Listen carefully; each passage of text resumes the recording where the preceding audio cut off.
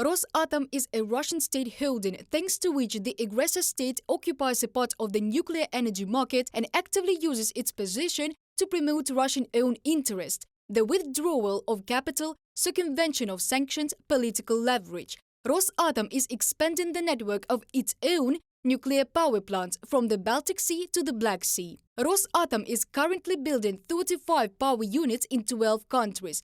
Of these, 7 are being actively built in India, Bangladesh, Turkey, China and Russia itself. But all this bears little resemblance to business projects. Thus, one of the Turkish contractors accuses Rosatom of a deliberate attempt to eliminate any Turkish participation in the construction. At the same time, the holding itself, according to Bloomberg, withdraws millions of dollars from Russia through sanctioned banks, allegedly for construction. Turkey, which is already dependent on Russian energy resources, agreed to build the Akuyu nuclear power plant using an interest-free Russian state loan in the amount of more than 20 billion euros. This object is located in the southeastern region of Turkey. In addition to the nuclear power plant itself, Russia is also building a port to serve the nuclear power plant. It also builds other objects of navigation. These objects can perform a military function, especially in the context of the war in Syria.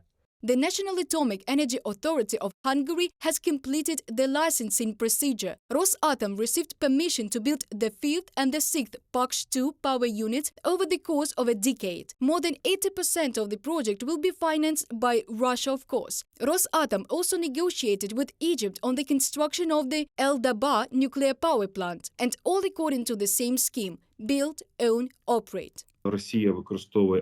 Russia uses the export of nuclear technology as a weapon for an attack and as a weapon for its supposedly ephemeral defense against someone. In fact, this is already a crime. There are already more than necessary grounds for the IAEA to impose sanctions against projects that are under construction. The main tasks of the external expansion of Rosatom are to provide corruption schemes that allow Russia top officials to master the budget and enrich themselves, experts say.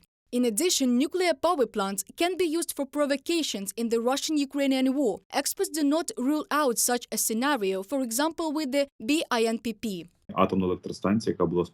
A nuclear power plant in Belarus was built near Lithuania, and as far as I know, there were numerous violations of the norms. Both the authorities of Belarus and the authorities of the aggressor country, Russia, considered this station as an object for provocations. The occupation of the Zaporizhzhia nuclear power plant and earlier the Chernobyl NPP once again demonstrates that Russia is the most unreliable partner in the field of nuclear energy. At the moment when the European Parliament recognizes Russia as a state sponsor of terrorism, Russian occupiers are still at the largest nuclear power plant in Europe in the occupied Enerhodar, store military equipment, mine the territory, take out Ukrainian employees, continue shelling in the perimeter of the plant in order to blackmail Ukraine and the whole world with a nuclear catastrophe. The Russian invaders, together with the employees of Rosatom brought to the station, interfere with the independent mission of the International Atomic Energy Agency and do not even allow Ukraine to deliver the cargo necessary for the operation of the nuclear power plant.